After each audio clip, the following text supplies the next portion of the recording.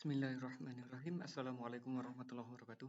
Pada kesempatan kali ini kita akan membahas latihan soal untuk persiapan sumatif akhir tahun untuk kimia kelas 10. Langsung aja kita masuk ke soal yang akan kita ujikan di SAT nanti. Untuk yang pertama adalah terkait dengan struktur atom. Soalnya seperti ini contohnya. Perhatikan simbol atom berikut. Diminta pernyataan yang benar adalah untuk menganalisis jawaban dari soal ini kita harus paham dulu terkait dengan penggunaan simbol atom, yaitu adanya X sebagai simbol atom keseluruhan, ada A sebagai nomor massa dan Z adalah sebagai nomor atom. Kemudian Z ini akan menunjukkan jumlah proton atau elektron untuk atom netral, sedangkan A adalah penjumlahan dari proton dan neutron. Dari simbol ini kita tahu bahwa nomor atomnya adalah 11, nomor massanya adalah 24, berarti pernyataan yang benar adalah yang B. Karena nomor atomnya 11, nomor massanya 24, dan jumlah neutronnya adalah sebanyak 24 dikurangi 11. Begitu. Itu nomor 1.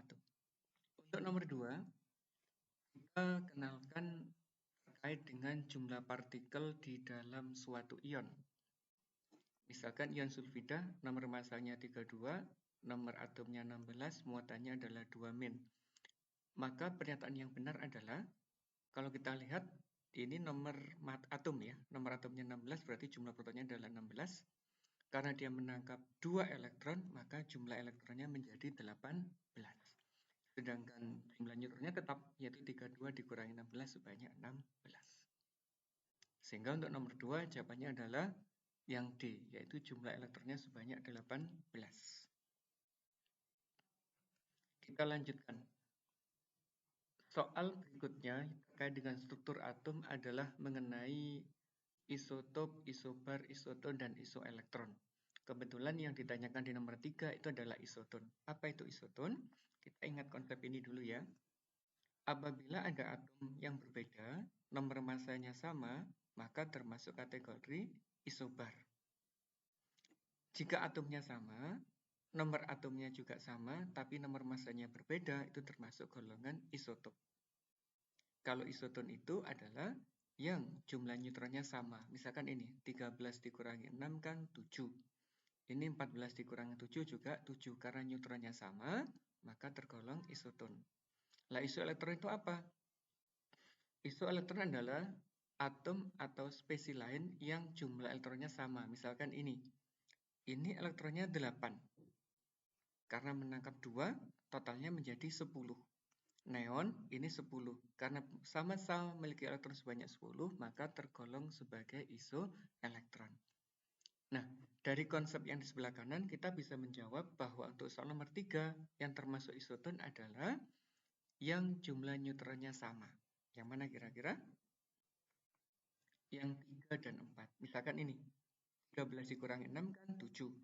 14 dikurangi 7 juga 7. 15 dikurangi 8 adalah 7. 14 dikurangi 7 juga 7. Maka termasuk kategori isoton. Nah, konsep selanjutnya yang sering keluar di ujian itu adalah masalah konfigurasi elektron.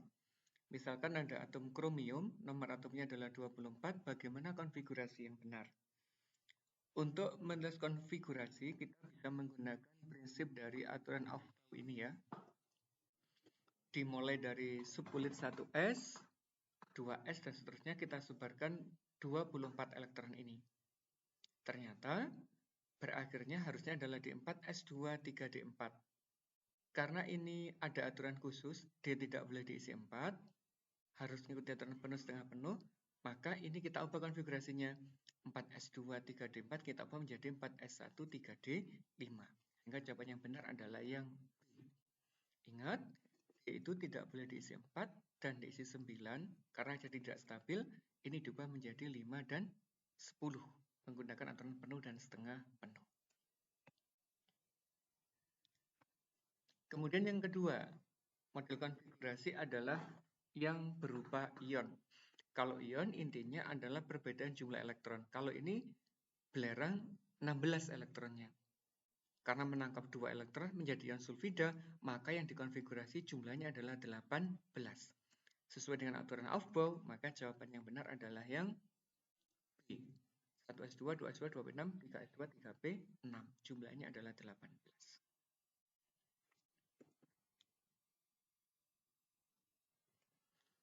Berikutnya, yang sering keluar di ujian adalah terkait dengan bilangan kuantum. Bilangan kuantum itu menyatakan kemungkinan elektron ditemukan di dalam suatu atom. Meliputi ada bilangan kuantum utama, azimut, magnetik, dan spin. Contohnya yang ini. Ada konfigurasi elektron atom X 24 elektronnya berakhir di 4s1 3d5. Yang diminta adalah elektron terakhir. Berarti di mana elektron terakhir didistribusikan, yaitu di orbital D pada kulit ketiga dengan jumlah elektron sebanyak 5. Berarti yang kita cari adalah bilangan kuantum di 3D5. Untuk N. N itu adalah kulit tertinggi. Karena kulit tertingginya 3, berarti nilai N-nya adalah 3. Yang kedua ada L. L itu menunjukkan subkulit. Subkulitnya adalah D. Kalau subkulit S, nilai L-nya adalah 0. Kalau P adalah 1, kalau D adalah 2. Sehingga nilai L-nya adalah 2. Kalau F baru L-nya 3. Setelah itu ada magnetik.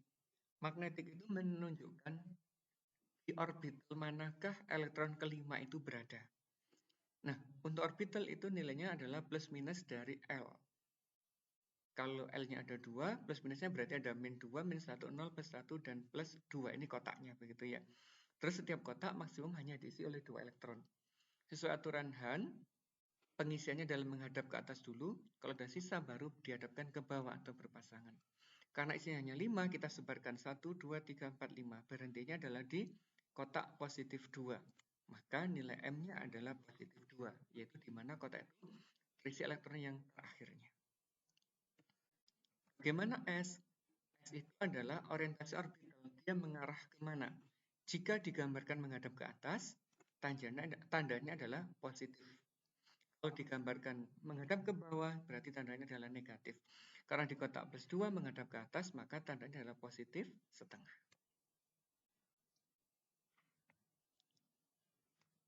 Lanjut, untuk yang nomor 7.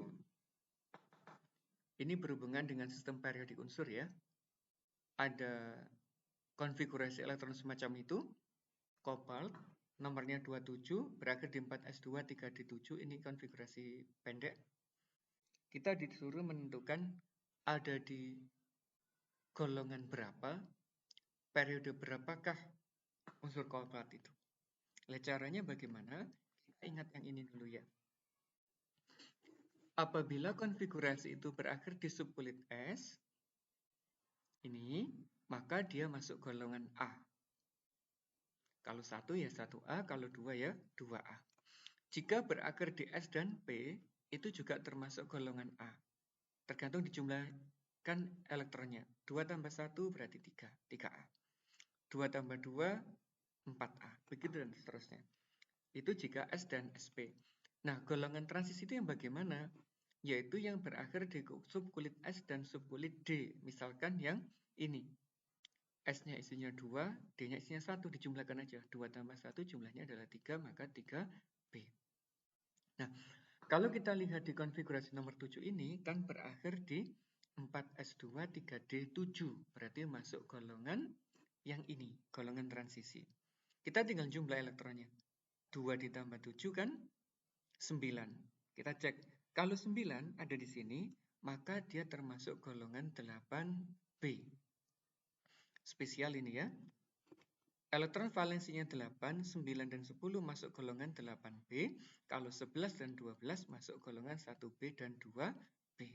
Sedangkan untuk menentukan periode itu kita gunakan kulit tertingginya. Misalkan ini. 4 dan 3. Tertingginya 4, maka ada di periode 4. 2 ditambah 7, 9 elektron, maka masuk golongan 8B.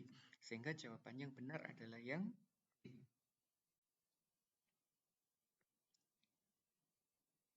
Ini lagi, juga sama, terkait dengan letak unsur di dalam tabel periodik. Ada unsur E, nomor masanya 85, neutronnya 48. Bagaimana letaknya di dalam tabel periodik? Ini kan kita belum tahu simbol atomnya gitu ya. Berarti langkah pertama kita buat dulu simbol atomnya. Nomor masanya 85, neutronnya 48, berarti nomor atomnya dikurangi aja. 85 dikurangi 48 ketemunya adalah 37. Baru kita konfigurasikan pakai pendek. Kripton ini 36, berarti 5s1. Berakhir di subkulit S, berarti di sini ya. Isinya 1, berarti golongan 1A, periodenya adalah periode 5. Oke, jawabannya. Nah, ini juga terkait dengan sistem periodik unsur. Ada dua unsur yang diketahui, ada unsur X dan Y, nomornya adalah 12 dan 17. Disuruh mencari pernyataan mana yang benar. Maka langkah yang kita buat pertama adalah membuat konfigurasinya dulu. Untuk menentukan letaknya unsur X dan unsur Y. 12, 3S2, berarti golongan 2A periode 3. 17, Y, berakhir di 3S2, 3P5, berarti golongan 7A periode 3. Baru kita buat tabel periodik pendek. Ada golongan 2A, ada golongan 7A, sama-sama di periode 3, ini X ada Y. Berarti X lebih kiri daripada Y posisinya. Baru kita pahamkan dengan konsep ini. Dalam satu golongan dari atas ke bawah, yang cenderung bertambah itu adalah sifat ini. Jari-jari, sifat reduktor, sifat basa, sifat logam.